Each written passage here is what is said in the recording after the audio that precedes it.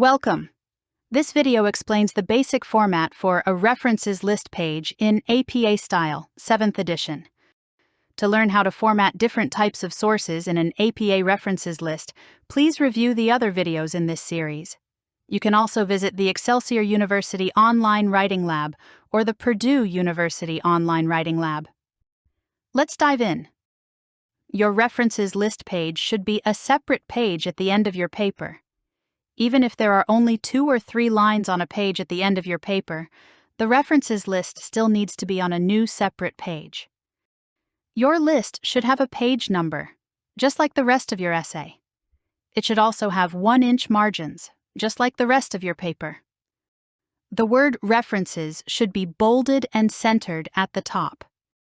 The page should also be double-spaced, just like the rest of your paper. However, there should not be an extra space after a paragraph.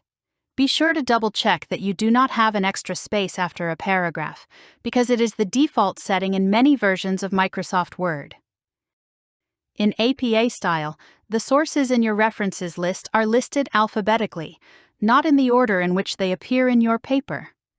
They are listed alphabetically by the first author's last name, or whatever word appears first in the entry. If there are multiple sources by the same author, list those entries by date of publication, with the oldest source first. The first line of each entry should be flush against the left margin. All following lines have a hanging indent, that is, they are indented 1/2 inch from the left margin. There are several ways to set up a hanging indent, depending on whether you are using Microsoft Word, Google Docs, Apple Pages, or another word processor. YouTube has great videos on setting up hanging indents in these different word processors. Finally, the entries in your references list should be left aligned, not justified. And that is the basic format for a references list in APA style 7th edition. Be sure to review the other videos in this series.